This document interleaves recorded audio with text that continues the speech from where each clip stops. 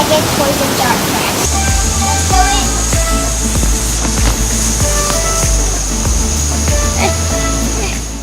in. So now is one of the main points, the black-legged poison dart frog. So this is a very small frog, around 4.2 cm. Let's get a closer look at it.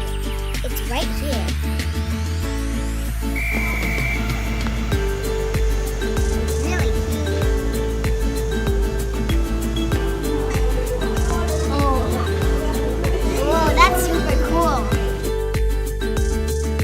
Finally, we'll talk about yellow-banded poison dart frogs. They are approximately 5 centimeters long, and they are the only kind of poisonous frog known to engage in excavation, or they call summer sleep, during the dry season.